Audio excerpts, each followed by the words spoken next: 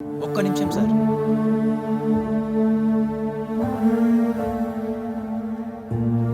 మామా, ఈయన చంపనీకే కదా రోజు పిచ్చోడ్లా కత్తి పట్టుకొని తిరుగుతున్నావు. రాత్రి నడి రోడ్డు మీద చావు బతుకుల్లో ఉన్నప్పుడు ఎందుకు చంపలేదు మామా? బ్రతుకున్నప్పుడు చంపాలని కసి, కోపం, పగ ఉండేవి.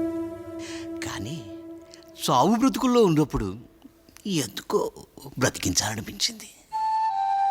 ఆ దేవుడే అందరినీ బ్రతికించాడు.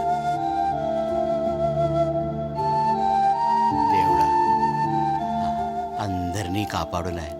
చూశారా సార్, మనిషి అన్ని విధాల సహాయం చేసి ప్రతిఫలం ఆశించకుండా అన్నీ దేవుడే చేశాడని చెప్తున్నాడు. మనిషికి కష్టం వచ్చినప్పుడే మనిషి విలువ తెలుస్తుంది. ఇక మీ ఇష్టం.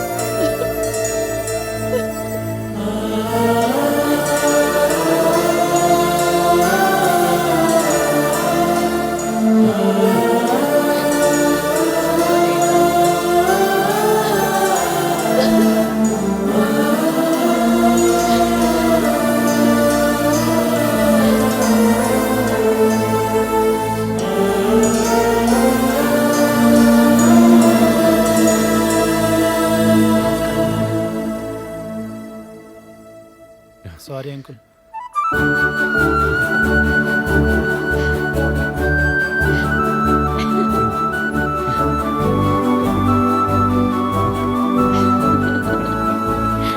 అందరూ హ్యాపీ. ఫైనల్గా ఒక జంటను కలిపేసావురా.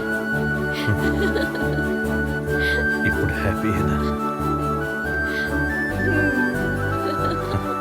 ఎంతైనా వాడు గ్రేట్ రా. వాళ్ళు చంపేస్తారని తెలిసినా, చంపడానికి వచ్చినా సిన్సియర్గా అదే అమ్మాయిని లవ్ చేసి పెళ్లి చేసుకున్నాడు. ఎంతైనా మన వల్ల కాదు మామ సిన్సియర్గా లవ్ చేయడం. ఏదైనా సిన్సియర్గా ప్రయత్నించాల్సిందే. ఏడ్రాయుడు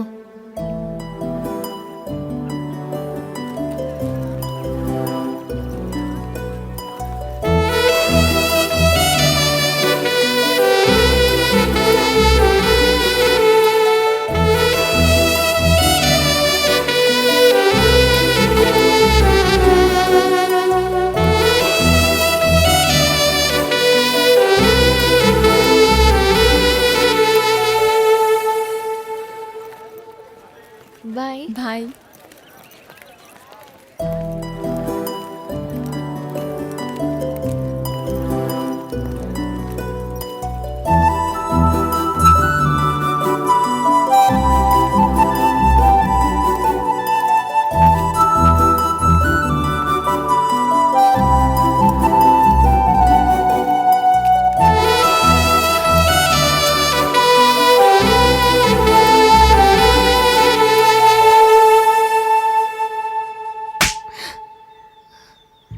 హచ్ కుక్కలా వెంటే వస్తున్నావు ఎందుకు?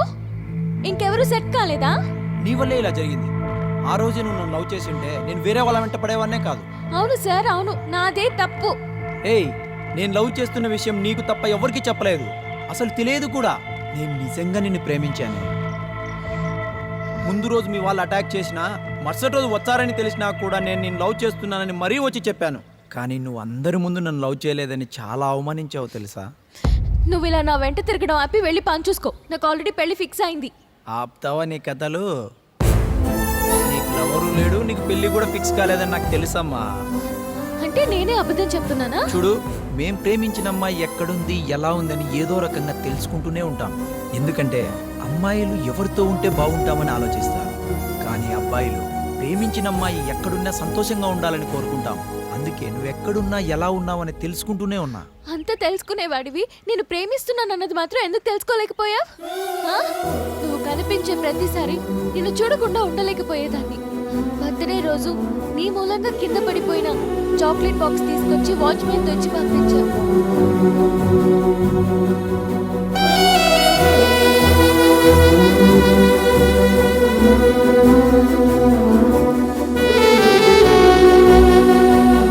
యాక్చువల్గా అప్పుడే నాకు పిచ్చి పిచ్చిగా నచ్చేశావు.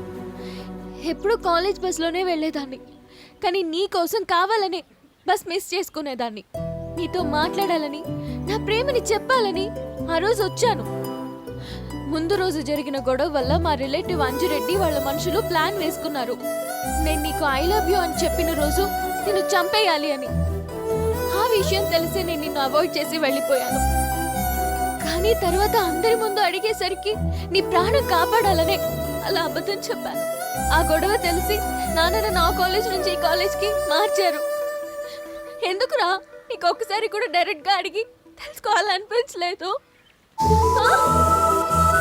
ఎప్పుడు నీ గురించి ఆలోచనలు. రోజు కాలేజ్ ముందు నన్ను చూడటానికి వస్తావేమోనది ఇప్పటికీ గుర్తొచ్చానా నీకు?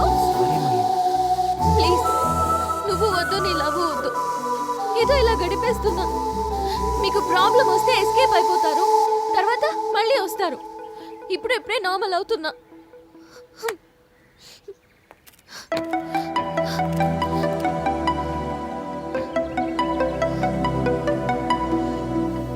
అమ్మాయిలు ఒక్కసారి వెనక్కి తిరిగి చూస్తేనే మేం జీవితాంతం మీ వెనకాల తిరుగుతాం. అలాంటిది నువ్వు నన్ను ప్రేమిస్తున్నావని తెలిసిన తర్వాత నేను ఎలా వదులుకుంటాను? నా ప్రాణం ఉన్నంత వరకు నీకోసమే, ఈ బ్రతుకంతా నీతోనే, వదిలే ప్రసక్తే లేదు. I love you, I love you.